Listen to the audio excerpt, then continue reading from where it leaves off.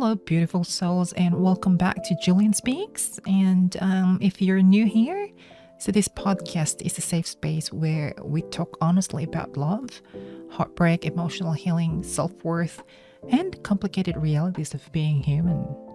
And today's topic is something deeply personal to, or for so many people, even if they rarely admit it out loud. So, the title of our episode today is called Why Do We Stay in Relationships That Hurts Us?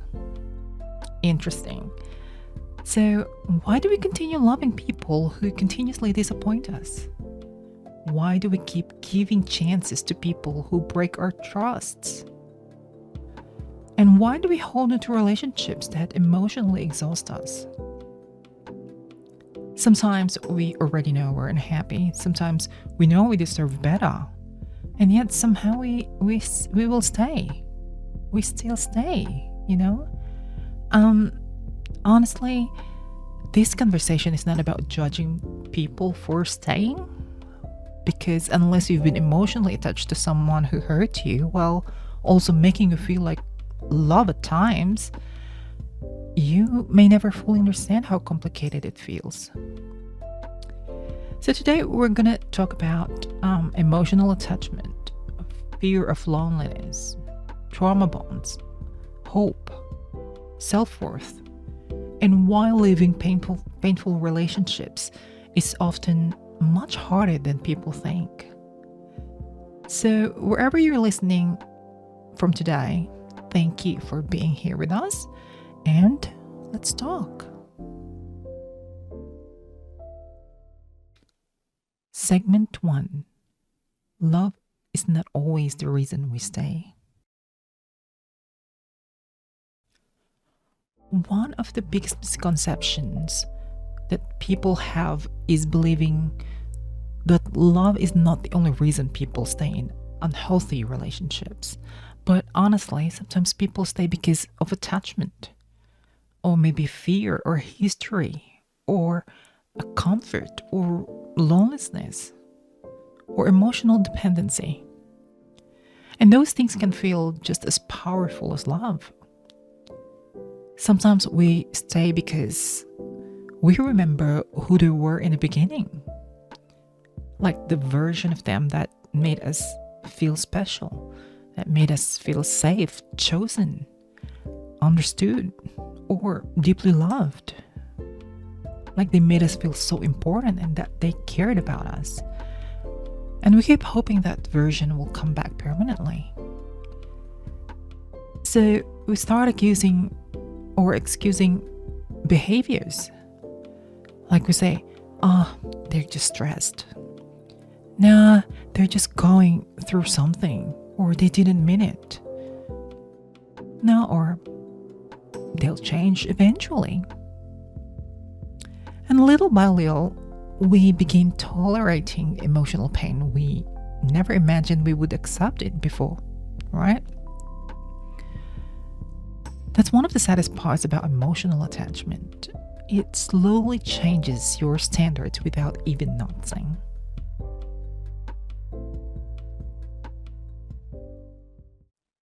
Segment 2. The fear of starting over.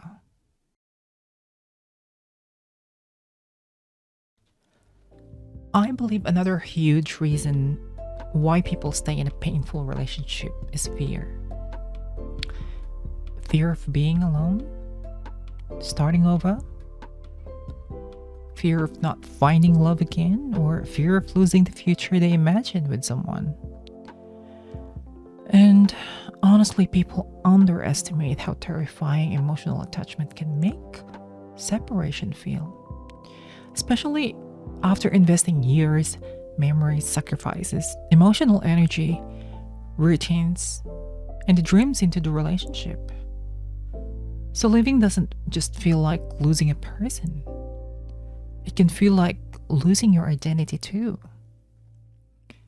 So you suddenly don't know who to text or who to talk to, or how to exist without them, or what the future even looks like anymore.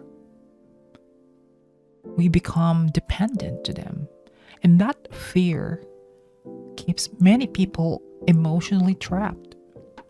Because sometimes familiar pain feels safer than unfamiliar loneliness. And I think many people listening can relate to that. Sometimes we stay because at least the pain is predictable.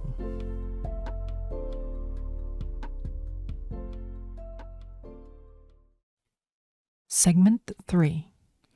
When love becomes a trauma bond.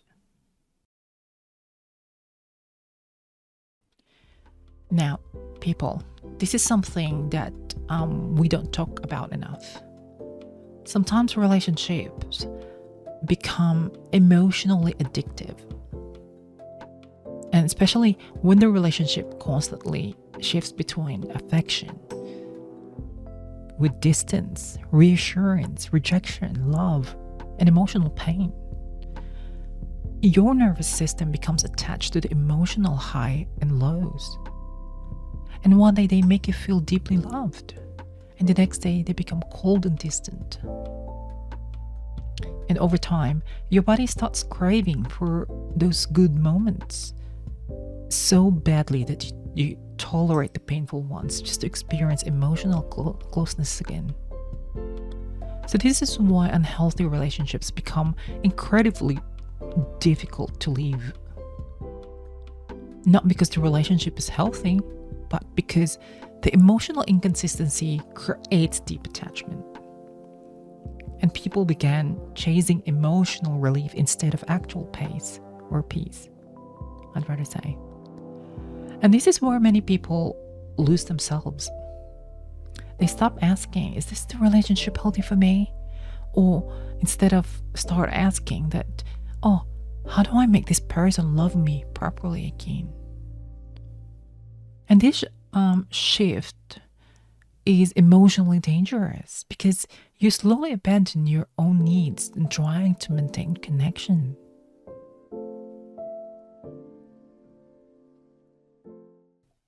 Segment 4. Low self-worth and emotional tolerance.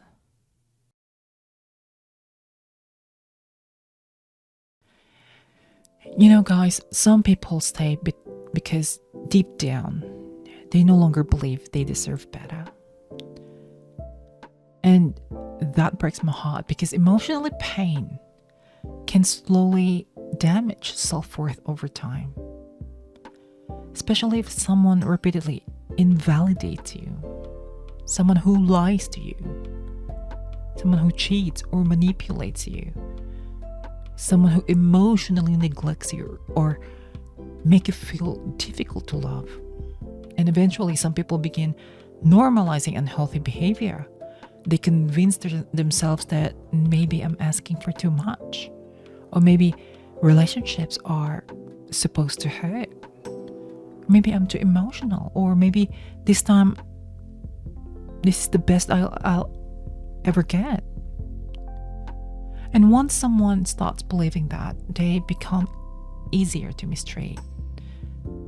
And that's why healing self-worth is so important, guys, because standards in a relationship often reflects how worthy you believe you are. You know? And I really need people listening to understand this. Wanting respect, consistency, honesty, reassurance, effort, and emotional safety is not asking for too much. Those are basic emotional needs. It's a bare minimum.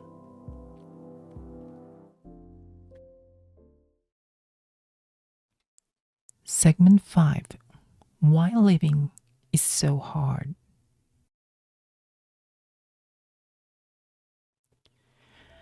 People often ask, if the relationship was hurting you so much, why did you just leave?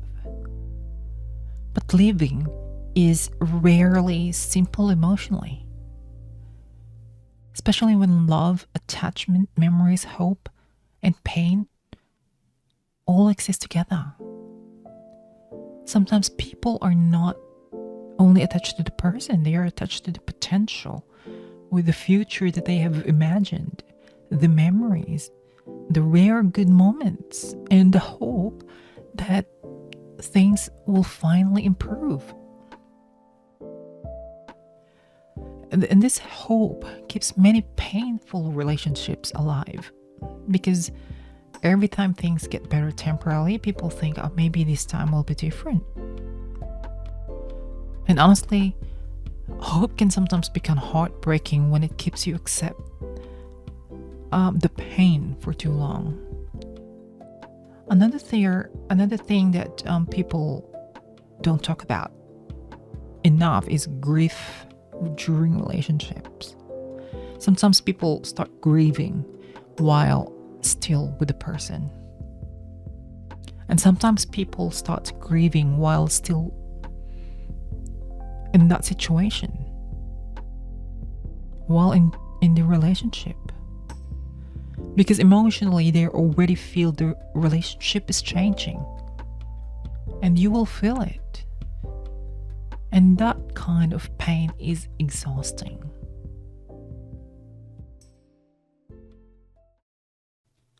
Segment 6.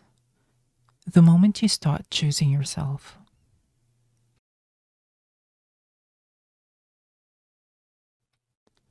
I know we've been into a very painful situation. Not just romantic relationships, family, friends, breakups, Well, healing often begins at the moment when you stop asking, like, how do I keep this relationship? And start asking, what is this relationship costing me emotionally? And those questions changes everything. You try asking it to yourself. Because some relationships slowly drain. It drains your confidence, your peace, your emotional stability, your self-esteem, and your own identity. And love should not constantly require you to abandon yourself. Healthy love should feel emotionally safe overall. Not perfect, not conflict-free, but emotionally safe. And you should not constantly feel anxious, unwanted, confused, or emotionally starved inside a healthy relationship. And I know leaving can feel terrifying. That's the right word. But staying somewhere that continuously destroys your peace can damage you even more over time. Sometimes choosing yourself feels lonely because it feels freeing. And that's important to remember. If you are currently struggling to leave a relationship that hurts so much, let me remind to please be gentle with yourself. You are not weak for loving deeply. You are not stupid for hoping someone would change. You are not broken for finding it difficult to let go. Emotional attachment is very powerful. And the healing begins when you slowly realize love should not constantly require suffering just to survive. You deserve consistency, the honesty, the emotional safety. You deserve the reassurance, respect, and lastly, most importantly, your peace. And one day, I hope you stop settling for a relationship that only teach you pain, because real love should not constantly make you feel emotionally abandoned. Again, everyone, thank you so much for spending this time with me today on Julian Speaks. If this episode resonated with you, please share this with someone who may need to hear this reminder today. And if you'd like a deeper reflection on healing, self-worth, heartbreak, and emotional exhaustion, and learning to choose yourself again, I am inviting you to grab a copy of my book. It's called The Space I Never Gave Myself. And also, please don't forget to follow Jillian Speaks on Spotify and on YouTube. And we do have Facebook and Instagram accounts as well. And for more honest conversation about love, healing relationships, and personal growth, I believe that's the best page for you to listen to. And your support are truly meant so much to me.